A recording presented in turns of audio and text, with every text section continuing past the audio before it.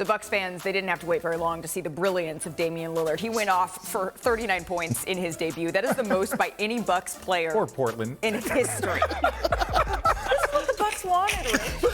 Talk about Portland. Lillard, he scored 39 points in the final 4 minutes of the game. So Chiney Ogwumike, what did you see that fueled his performance, my friend? My goodness, I know everyone is focusing on clutch time, aka Dame time, but the real thing you should have been watching for was the second quarter with Dame on the floor and Giannis on the bench, because those are game-changing minutes. I mean, look at these numbers right here. The Bucks were plus 15 when it was just Dame in total control. And I want to show you how they got the offense going when Dame had the ball in his hand. All right, the Bucks, they ran horns action. So on this play, you'll see right here, what is horns? Horns means you have two guys ready to screen, and these screens come up towards half court and they're very flat. But it's not just like the screen, it's also the distance. I mean, look how high up this screen is. That's because of Dame's range. Also, look at the fantastic spacing in the corner, which allows Dame to get downhill. He had 17 free throws, 17 for 17 because of plays like this. All right, that was way too easy. So what happens next? Who's in the matchup now defensively? Joel Embiid. Okay, you're not going to get to the rim, but guess what? Now I'm so talented of a scorer, bam. I hit you with my, what is it, Malika? Midi. Hit you with a clean midi. So you get to the rim. Now this is the second layer where he's able to knock down a mid-range shot based off of the same horns action play call. But last but not least, it's crazy because this is game one, but we have some trickery. All right, they've been running horns, so what do you do instead? This time, instead of setting two guys up screens, you're gonna have a slip out screen. And what does that create? That creates space. Now, typically, Joel Embiid, when he's right there guarding the three-point line, most players won't shoot that. But this time, you've got Dame. Dame with unlimited range, able to knock down the three. The Bucks historically haven't done well with Giannis on the bench, but let me tell y'all, that might drastically change moving forward, Malika. Absolutely, because we talked about, Chiney, the fact that Damian Lillard's 39 points were the most by anyone in a Bucks uniform, but they were the fourth most all time as we say hello to our senior NBA insider, Adrian Wojnarowski. Woj, I want to get your thoughts on it. It's only one game, but the first impression that you had, what people are saying around the league about the pairing up of Damian Lillard and Giannis is what? Yeah, listen, when you bring Damian Lillard into Milwaukee, the idea is to win a championship. And what you can see now is their counter in the NBA Finals to Jokic and Murray. When you get into the postseason and you get into deeper in series, the ability to play pick and roll over and over and over. I mean, Zach, you saw it last year in Denver when they won the championship.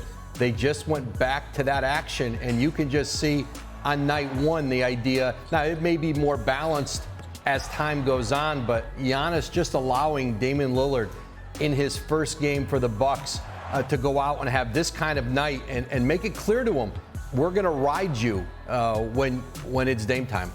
Yeah, look, I thought they just looked okay as a team. And part of that is there were only 11 Dame Giannis pick and rolls last night, according to our stats. That's not very many. There should be more and there will be more. But you're right. Number one, Giannis said, late game, here you go. It's been my team for a decade. You can have it now late in the game. That's a big deal. And Chiney broke down all the complicated stuff, horns and elbows and this and that. Let me give you a simple moment from last night's game that made me say when I'm watching it at home, I sat back in my chair and said, holy bleep. If we could roll the tape of that. This is just Giannis bringing the ball up. Everybody forms the wall. Everybody comes in. Oh, that's Damian Lillard. Wide open. He misses. But they get a tip in from Bobby Portis. Damian Lillard coming down on the wing, wide open. It's not Pat Connaughton. Yeah. It's not Jay Crowder. No disrespect, as RJ would say to those guys. That's Damian Lillard being like, whoa, this is what it's like to get a wide open catch and shoot three. That scared me a little bit. I'm not frustrated because right now the Philadelphia 76ers, they are the third best team in the Eastern Conference. I believe that they will get about 48 to 50 wins this season with the squad that they have without James Harden.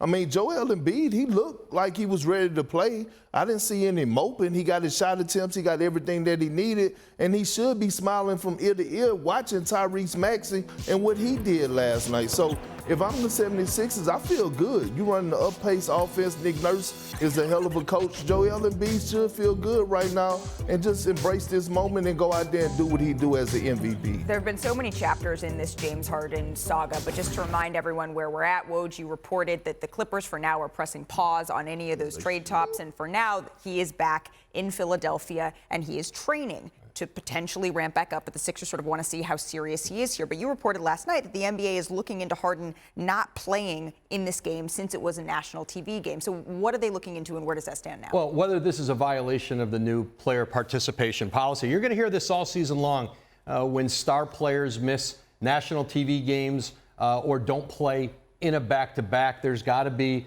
an excuse, and I think what Philadelphia is telling the league is that we have a 34-year-old player who hadn't practiced with us had only practiced with us one time since October 15th, who we don't want to go out and get a hamstring injury. We don't want to just put him on the court. We want him to come back healthy. The interesting part of this one is going to be part of that participation policy is you have to be present. If you're not playing, they want you present on the bench. They want fans to be able to see you at the game.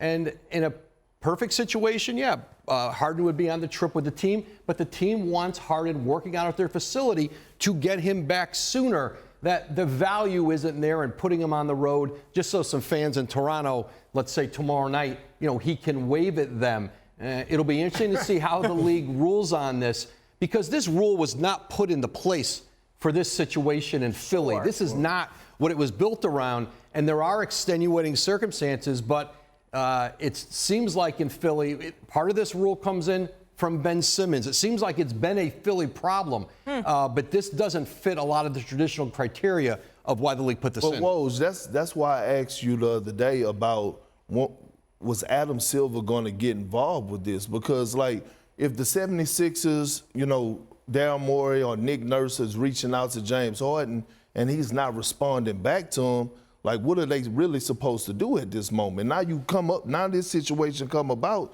and the 76ers feel like they got put in a messed up situation. Well, but he is back with the team now, right? He's back in Philly. He's working out, and this is what this week has been about for this organization. Is he going to do the ramp up? Is he going to get to the point where he's going to play, where he's going to put on a uniform?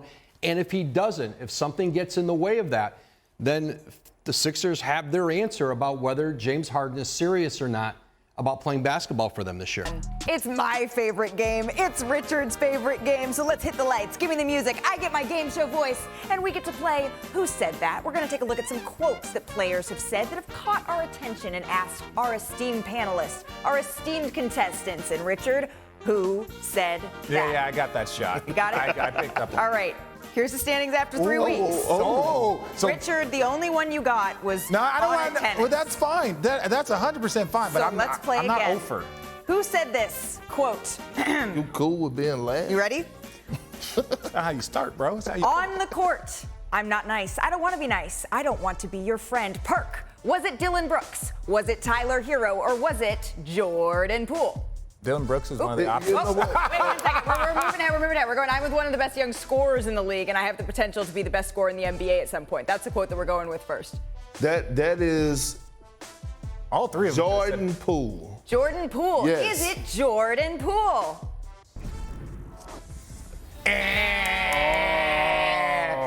Woo! There we go. That was Tyler Hero, bro. Tyler Hero. He said that to The Ringer, that he's going to be one of the best young scorers in the league. Yes or no, Perk? No, he's not. I mean, I say about Does he get any points for that? Absolutely. No, he didn't get no points for that. Totally disagree. Let's see if I can even get the quote right on this next one. I'm going to try my game show voice one more time. Are you ready? Come on, Vanna Black. On the court, I am not nice. I don't want to be nice. I don't want to be your friend. Who said this, Richard? Was it Dylan Brooks? Was it Jimmy Butler? Or was it Russell Westbrook? Great choices. This is tough. Okay, so this is the thing. I'm going to phone a friend, or let me not say friend, colleague. I'm going to phone a colleague. Perk, you got this one? I got it for you. Go ahead. It was Russell Westbrook, the Was Brody. it Russell Westbrook that said Thank this? me later. That's my guy. Thank me later. That's Thank me later. my colleague. Thank me later. That's my colleague. I'm not That's nice. how I don't we want do to be it. nice. I don't want to be your friend. I don't want to hang out. I don't want to talk. So if that to people feels as though like I'm a mean guy, I take that. Are we adding photo friend to this? Yo, we just did. Zach, yeah. We just did. Come on now. So can I do it then? No. You have friends to You don't. phone? Yeah. No one's over here. They counted. Don't phone. You ain't All right. phoning nobody over here. We have one more for the group, and actually this is for Zach. Which hometown announcer. What? We're shaking it up a little bit. Said this quote after winning one game. Perfection. It is still a possibility. One down, 81 to go. Was it the Clippers announcer, the Hornets, or That's so easy. Orlando Magic? I know where you're going. I know exactly where First you're of going. all, I'm 1 for 1, and I want to be undefeated the whole season. So I'm gonna give this my best shot. You've given me the hardest one. It's not hard. I'm not going to phone a friend. No. I think it's Eric Collins, Charlotte Hornets play-by-play. That's Always easy. excited and Why do y'all give these people the Boom. easiest ones? 2 for 2. There you go, Batting Zach. 1,000. There you go, Zach. 1,000. Perfection is still a possibility. One down, 81 to go.